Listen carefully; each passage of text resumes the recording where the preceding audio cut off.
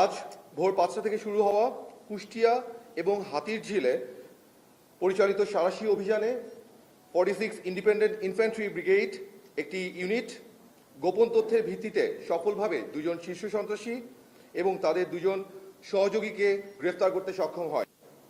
গ্রেফতারকৃত সন্ত্রাসীরা হল সুব্রত বাইন ওরফে ফতে আলী, আবু রাসেল মাসুদ ওরফে মোল্লা মাসুদ, শুটার আরাফাত এবং শরীফ।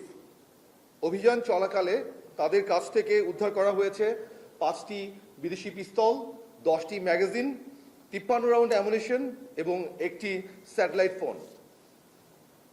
এই চক্রটি দেশের বিভিন্ন অঞ্চলে হত্যা, চাঁদাবাজি এবং নাশকতা চালিয়ে এসেছিল।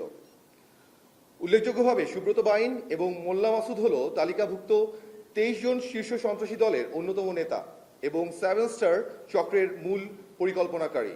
এই অভিযান ছিল দীর্ঘদিনের গোয়েন্দা তৎপরতা এবং পরিকল্পনার ফসল। অপারেশনটি অত্যন্ত সুনিপুণভাবে ক্ষয়ক্ষতি বা সংঘর্ষ ছাড়াই পরিচালিত হয়, যা আমাদের বাহিনীর পেশাদারিত্ব এবং রাষ্ট্রের প্রতি দায়বদ্ধতার উজ্জ্বল দৃষ্টান্ত।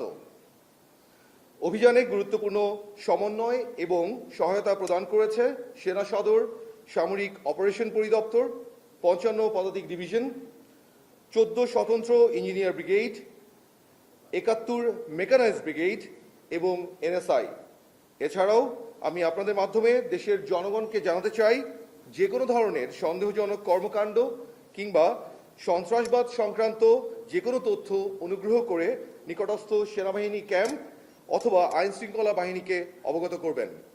আমরা আবারও দৃঢ়ভাবে বলতে চাই, সেনাবাহিনী প্রধানের সুস্পষ্ট নির্দেশনার আলোকে দেশের অভ্যন্তরীণ নিরাপত্তা এবং জনগণের জানমালের সুরক্ষায় বাংলাদেশ সেনাবাহিনী সর্বোচ্চ প্রস্তুত এবং প্রতিশ্রুতিবদ্ধ। ধন্যবাদ সবাইকে।